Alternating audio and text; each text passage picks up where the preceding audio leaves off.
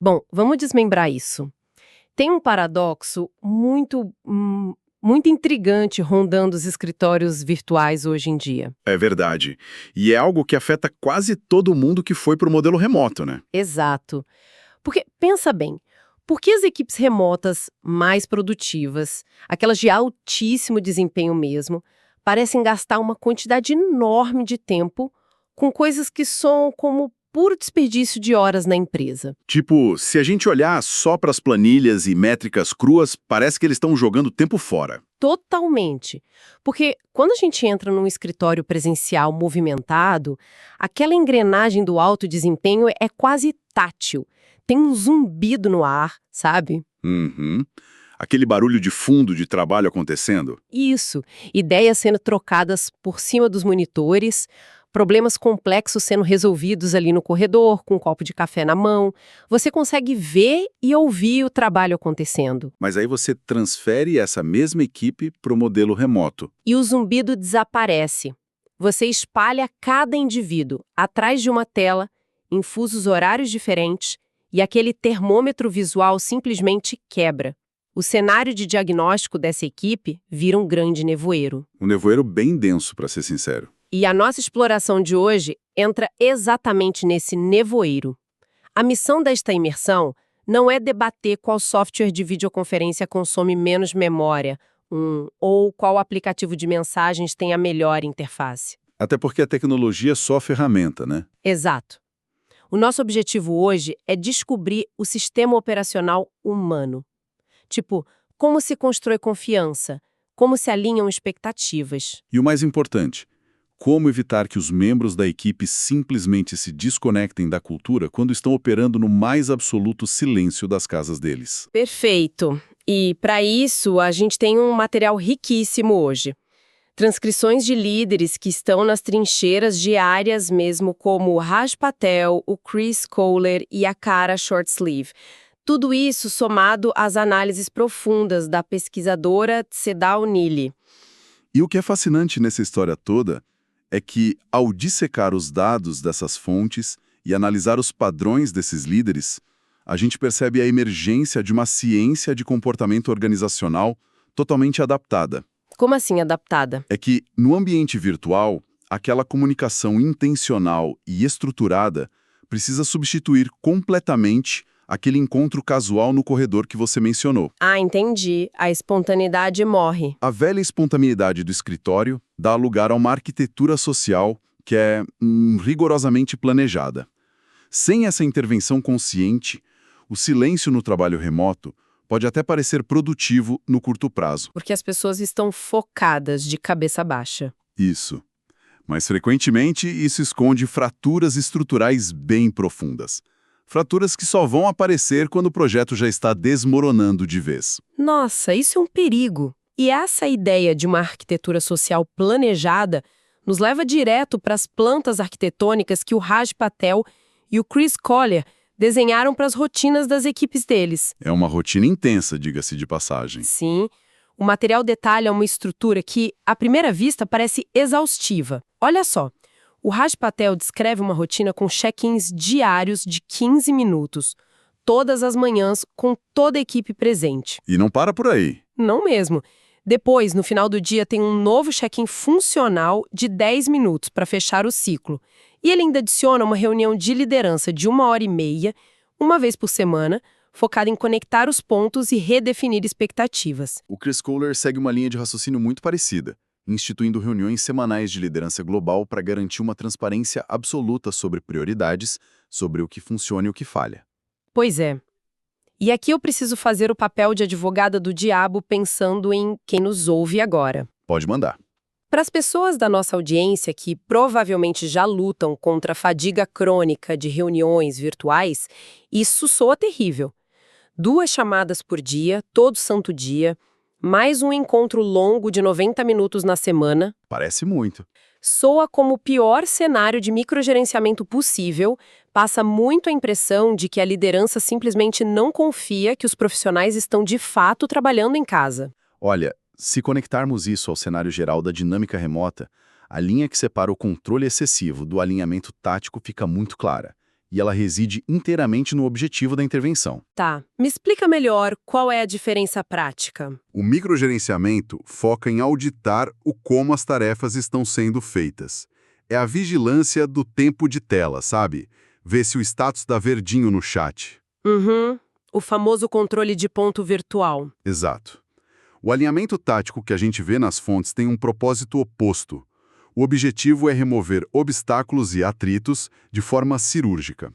A reunião semanal de 90 minutos não serve para ler relatório de status que caberiam num e-mail. Até porque ler relatório ao vivo é péssimo. O texto deixa claro que é um espaço estratégico para redefinir a rota.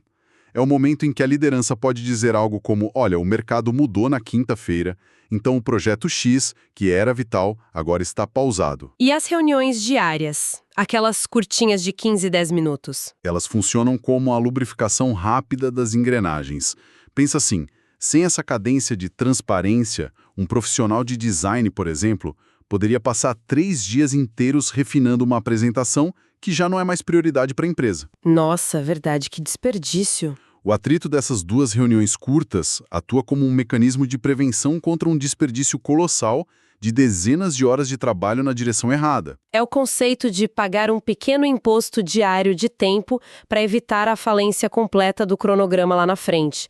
E investigar o que realmente acontece nesses preciosos 15 minutos matinais revela dinâmicas surpreendentes. Totalmente, não é só a cobrança. Não é. A transcrição do Raj Patel não mostra pessoas metralhando números em planilhas desde o primeiro segundo. Há um esforço muito deliberado para mesclar o pessoal e o profissional. Eles gastam um tempo considerável falando da vida fora das telas. Sim, eles dedicam tempo perguntando sobre o que as pessoas fizeram depois do trabalho ou como foi o fim de semana. E tem o detalhe de que essa equipe está muito espalhada geograficamente. Tem gente no Colorado, na Carolina do Norte, na Flórida e na Califórnia. Bem distante. Eles até incorporaram uma prática bem humorada chamada de switch rules, que é tipo brincar trocando as imagens de fundo das chamadas de vídeo para simular a cidade do outro colega. Tudo para manter o clima leve. E aqui é onde a coisa fica realmente interessante. Por quê? Pensando na mecânica de sistemas, isso é exatamente como limpar o cache do navegador de um computador. Gostei dessa analogia. Desenvolve mais para a nossa audiência. Sabe quando a gente navega pela internet e o sistema vai acumulando pequenos resíduos de dados e arquivos temporários? Sim, os famosos cookies. Exato. Se não houver uma limpeza frequente, o navegador fica pesado, os processos ficam super lentos e, inevitavelmente, ocorre um travamento total do computador. A famosa tela azul. Isso. Em uma equipe remota, se não houver essa limpeza diária desses pequenos isolamentos ou mal entendidos invisíveis, os resíduos de desconexão se acumulam e aí o sistema humano começa a falhar. Olha, a mecânica do cache no navegador espelha a psicologia organizacional do trabalho remoto com uma precisão assustadora. O material traz uma advertência muito contundente da Seda O'Neill sobre essa dinâmica. O que ela diz? Ela pontua que os profissionais remotos estão fisicamente fora da vista e, consequentemente, vulneráveis a sair da mente e do contato. Longe dos olhos, longe do coração, basicamente. Literalmente isso. No mundo presencial, a leitura corporal fornece dados o tempo todo. Você nota facilmente quando alguém chega frustrado no escritório ou quando está radiante com uma conquista pessoal. Você vê a pessoa batendo a porta do armário ou sorrindo para o café. No remoto, se a câmera é desligada, o contexto desaparece junto. Essa vulnerabilidade sistêmica exige uma intencionalidade radical. Quando a equipe do Patel institui o Switch Rules ou investiga como foi o fim de semana, isso não é jogar conversa fora. É intencional. Sim, a Seda O'Neill classifica essas interações como micro-relançamentos diários. O objetivo dessas conversas que parecem banais é construir a base estrutural daquilo que o curso chama de curva de confiança. Esse termo, curva de confiança, aparece algumas vezes no material da CEDAW. Mas como ele se traduz na prática diária, no dia a dia mesmo das equipes? É que a confiança em um ambiente profissional não é um interruptor binário que você simplesmente liga no momento da contratação. Ninguém assina o contrato e automaticamente confia cegamente no colega. Seria muito fácil se fosse assim. A curva de confiança é construída através da previsibilidade e de micro-interações vulneráveis ao longo de meses. Quando os membros da equipe compartilham pequenos detalhes das vidas deles fora do trabalho, eles humanizam os avatares na tela. Deixam de ser só um ícone com iniciais no chat, né? Exatamente. Eles acumulam um capital social. E a grande sacada é que esse capital social é o que vai ser consumido quando houver uma crise pesada no projeto. Ah, entendi. Funciona como uma poupança. Uma poupança emocional. Se a equipe não tem esse histórico de trocas informais estruturadas, quando surge um conflito sobre um prazo ou um erro grave de execução, não tem um colchão de confiança para amortecer o impacto daquela briga. E aí a coisa desanda rápido. Muito rápido. A discussão técnica rapidamente degenera em atrito interpessoal. Porque sem intimidade, as pessoas tendem a assumir as piores intenções de estranhos. Caramba, isso faz muito sentido. E essa necessidade de estruturar até mesmo o relacionamento humano nos força a mudar um pouco o foco. A gente precisa sair dessas reuniões diárias e olhar para as transformações mais profundas na composição das equipes. Você está falando da visão da Kara Shortsleeve. Dela mesma. De todas as transcrições fornecidas, a filosofia dela é, na minha opinião, a mais provocativa dessa nossa análise profunda.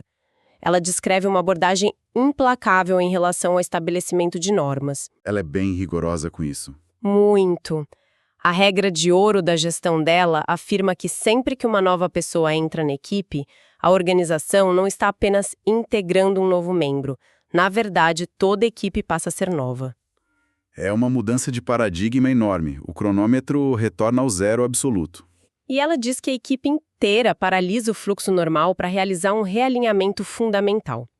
Eles rediscutem a visão, repassam os valores operacionais e ensinam ativamente como as dinâmicas internas funcionam.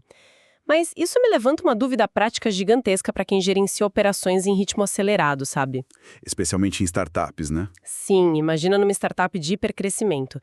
Parar completamente o momentum de uma equipe de alto desempenho simplesmente porque um novo analista júnior foi integrado ao grupo não só é incrivelmente exaustivo e até contraproducente? É um investimento alto de tempo inicial. Porque a solução padrão no mercado não seria apenas enviar um PDF bem bonitinho de integração, com a missão e as ferramentas da empresa, e seguir produzindo.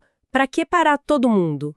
Isso levanta uma questão essencial sobre como as organizações modernas encaram a transferência de cultura e esbarra diretamente no perigo do conhecimento implícito. O que seria esse conhecimento implícito na prática? A tática do PDF de integração é o que a vasta maioria das empresas faz, e é a raiz de muitos fracassos em equipes virtuais que só estouram meses depois. O conhecimento implícito engloba todas aquelas engrenagens invisíveis que fazem a empresa funcionar de verdade. Coisas que não estão no manual do RH. Jamais estariam. É compreender, por exemplo, como a equipe realmente toma decisões sob pressão. É saber que quando um determinado diretor diz vamos avaliar isso no próximo trimestre, isso na verdade é um código não verbal para essa ideia estar completamente descartada. Nossa, sim. Todo escritório tem essas entrelinhas. É entender quem possui a influência informal para destravar um orçamento de TI, ou qual é o protocolo não escrito de como os conflitos são resolvidos após uma reunião tensa. Em um ambiente físico, um novo profissional absorve todo esse conhecimento por osmose, né? Apenas observando quem almoça com quem, ou a linguagem corporal durante uma apresentação, o mapa cultural é decifrado. Mas no trabalho remoto, o silêncio é um vácuo de contexto absoluto. Não tem osmose pelo Wi-Fi. Sem um ambiente físico, o profissional recém-chegado precisa adivinhar onde está pisando. E adivinhar geralmente dá errado. Precisamente. E o mecanismo que a Kara Shortsleeve utiliza para combater esse vácuo é fascinante pelo método de execução. Esse relançamento da equipe não é só a festa de boas-vindas no Zoom. É algo bem mais processual. É uma auditoria colaborativa. A equipe atual é forçada a verbalizar e documentar as normas que até então eram só implícitas. Eles abrem um espaço para declarar explicitamente coisas como, olha, aqui a gente espera respostas de e-mail em até 24 horas, mas não esperamos que ninguém responda no aplicativo de mensagens depois das 6 da tarde. Eles colocam as cartas na mesa, até sobre como preferem receber feedback negativo, né? O texto menciona isso. Sim, isso é crucial.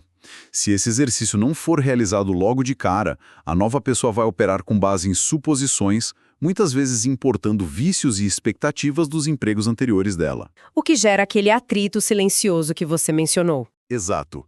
Portanto, interromper o fluxo de trabalho para esse nivelamento não destrói o momentum. É um investimento inicial bem agressivo que garante que todos no sistema operacional estejam rodando exatamente a mesma versão da cultura da empresa. Isso evita o colapso do projeto a médio prazo. Basicamente a substituição da osmose pela clareza explícita. E essa ideia de auditar o sistema nos leva diretamente para a próxima camada da estratégia de comunicação. Porque as normas criadas nesse tal relançamento não são contratos vitalícios esculpidos em pedra. De jeito nenhum. O trabalho remoto exige flexibilidade. As fontes detalham acordos muito específicos sobre o uso de ferramentas digitais. A Kari Shortsleeve, de novo, aponta regras como a proibição total de multitarefas durante chamadas de vídeo em equipe. Nada de responder e-mail enquanto alguém apresenta. O que é dificílimo, diga-se de passagem. Quase impossível para alguns. Outro princípio forte deles é que, se uma questão puder ser resolvida em uma ligação rápida por voz, não se deve agendar uma videoconferência. Mas o grande diferencial para mim é a auditoria constante desses processos. Como eles monitoram isso? Se uma reunião recorrente de 1 hora começa a deixar as mentes esgotadas, eles não perpetuam a prática com aquela velha desculpa corporativa de mas sempre foi feito assim. A famosa armadilha do sempre foi assim. Isso. A estrutura alterada para dias alternados, por exemplo. Se o horário matinal de sincronização passa a colidir com uma nova dinâmica de fusos horários de membros da equipe, tudo é reestruturado sem dó. A agilidade da norma é o que previne o colapso. Isso serve como um gancho perfeito para a análise que a Teaser-Down nele faz sobre o que acontece quando essa agilidade falha miseravelmente. O famoso caso James, certo? Esse mesmo. O caso James funciona como um alerta estridente dentro do material que a gente estudou. Ele ilustra passo a passo a anatomia de um colapso estrutural causado puramente por rigidez de processos. Conta um pouco dessa jornada do James para quem está acompanhando a imersão e não tem o contexto da pesquisa. O caso detalha a jornada desse líder, o James, que gerenciava uma equipe remota altamente especializada. Lá no início do projeto, com uma equipe menor e metas mais simples, eles estabeleceram normas de comunicação baseadas quase que inteiramente em interações assíncronas. Tudo por texto, imagino. Isso, trocando longos filos de e-mails para relatar progressos, usando reuniões síncronas de vídeo ou voz apenas muito raramente. E durante aquela fase embrionária, essa dinâmica funcionou super bem. O que acabou gerando uma falsa sensação de segurança para o James, né? Exatamente. O problema é que a complexidade do projeto escalou dramaticamente com o tempo. Novos membros foram adicionados em diferentes partes do mundo e o contexto inteiro mudou.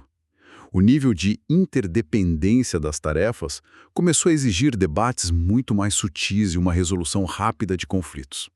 E eles tentaram resolver problemas altamente complexos com as mesmas ferramentas básicas lá do início. Esse foi o erro fatal. O James falhou gravemente em auditar o mecanismo de comunicação da equipe perante a nova realidade que eles estavam vivendo. Em vez de evoluir as normas para encontros síncronos regulares que permitiriam alinhar o tom de voz e a real intenção das pessoas, a equipe continuou presa naqueles intermináveis e-mails e mensagens de texto. E a gente sabe que quando se tenta resolver conflitos densos por texto, as coisas dão errado. As pessoas tendem a interpretar a ambiguidade sempre de forma negativa. O que era apenas uma discordância técnica sobre um código ou um design, passou a ser lido como um ataque pessoal. Nossa, o clima deve ter ficado insustentável. A Tricia Downey aponta que o fracasso da equipe do James não se deu por falta de competência técnica ou por meros problemas de conexão de internet. O fracasso foi gerado pelo colapso total da confiança interpessoal. Uma confiança que foi erodida por processos de comunicação que estavam quebrados e totalmente inadequados para a nova carga de trabalho daquela equipe, sabe? As regras antigas não serviam mais para o corpo novo do projeto, mas eles se recusaram a adaptá-las. Sabe então qual é a tradução prática de tudo isso pra gente? Analisando o fracasso do James e o sucesso da Kara Shortsleeve, para mim fica muito claro que a cultura e a estrutura de comunicação de uma equipe remota operam da mesma maneira que um terno de alta costura feito sob medida. Como assim? Achei bem interessante a analogia do terno. Pensa bem, Quando o terno é cortado pela primeira vez, ele serve perfeitamente aos contornos do seu corpo naquele exato momento. Fica impecável. No entanto, se o seu corpo muda, digamos, a equipe expandiu com um novo analista, ou o volume e a complexidade do trabalho dobraram subitamente, aquela peça vai começar a apertar nas costuras e restringir os movimentos. Fica insuportável de vestir. Sim, e não é viável você simplesmente prender a respiração, encolher a barriga e tentar forçar o zíper de processos que funcionavam no ano passado. Isso só vai estrangular o fluxo de trabalho. É imperativo chamar o alfaiate, auditar as medidas de novo e refazer as costuras para garantir a liberdade de movimento. Perfeito. A linha de pensamento da Cisdade Unilha aponta diretamente para essa conclusão. A busca incessante do mercado corporativo por uma fórmula mágica e universal para o trabalho remoto é ilusória. Não existe um PDF mágico, entende? É frustrante para os gestores, mas é a realidade. Não existe receita de bolo. Não existe um modelo único de produtividade que possa ser copiado e colado em diferentes departamentos e que vá funcionar perfeitamente. A verdadeira fluidez virtual exige a compreensão de que cada equipe é um ecossistema com variáveis super únicas. Tipo a geografia dos fusos horários, as barreiras culturais, o nível de senioridade das pessoas. E a natureza específica das entregas. O que o estudo dessas equipes de alto rendimento demonstra não é a ausência mágica de problemas, mas sim o desenvolvimento de intuições aguçadas da liderança. Intuição para saber a hora de mudar o terno. O sucesso reside na capacidade de diagnosticar constantemente o ambiente, saber exatamente quando uma intervenção se faz necessária e ter a coragem institucional de alterar as regras do jogo antes que a estrutura da equipe ceda sob a pressão. Chegando então à essência da nossa exploração de hoje, se for preciso destilar o ingrediente secreto por trás das engrenagens do trabalho remoto de alto nível, eu acho que tudo converge para uma única palavra: intencionalidade. Concordo plenamente. A intenção dita tudo. As transcrições evidenciam de forma cristalina que produtividade saudável não é sinônimo de passar horas extras na frente de um monitor apenas para manter um ícone verde aceso no aplicativo de mensagens da empresa, só simulando presença para o chefe ver. O famoso teatro da produtividade. Isso. O verdadeiro alto desempenho trata-se de fazer escolhas incrivelmente rigorosas sobre como o tempo e a comunicação são geridos. Trata-se de ter a ousadia de cancelar uma reunião recorrente que já perdeu o propósito e também de ter a disciplina inegociável de proteger 15 minutos diários, não para cobrar metas, mas para perguntar genuinamente como foi o fim de semana dos colegas. Compartilhar as banalidades da vida. É esse trabalho constante de construir infraestrutura humana que impede a máquina de travar no silêncio da distância. Exatamente. Sabe, observando todo esse esforço que a gente narrou para projetar interações sociais, há uma provocação que se forma naturalmente na minha cabeça a partir desses dados. Deixa o pessoal que está ouvindo com essa provocação, então. É o seguinte: durante toda esta imersão, a gente dissecou um esforço monumental e consciente que líderes de equipes remotas fazem para codificar a empatia através de telas, certo? Certo, muito esforço. Eles elaboram protocolos rigorosos para construir confiança, implementam relançamentos super detalhados quando um novo membro chega e agendam tempo só para ouvir como o outro colega está. As reuniões focadas no humano. Isso nos leva a refletir. Com tanta energia intelectual gasta para não deixar as relações profissionais morrerem de inanição no mundo virtual, será que não há um esquecimento generalizado de aplicar esse mesmo nível de relançamento consciente e de auditoria empática nas relações mais vitais que temos com as pessoas que estão fisicamente sentadas ao nosso lado todos os dias? Nossa, é um soco no estômago. Essa reflexão muda completamente a lente sobre o que chamamos de distância. Talvez o nevoeiro e o silêncio que escondem fraturas profundas não sejam anomalias exclusivas das plataformas de vídeo, mas sim armadilhas da convivência em geral. Fica aqui o nosso agradecimento enorme a quem nos acompanhou nesta análise profunda de hoje. Que essas reflexões sobre os bastidores da liderança remota ofereçam novas perspectivas não apenas sobre a arquitetura do trabalho, mas sobre como estruturamos todas as nossas formas de conexão humana. Até a próxima exploração!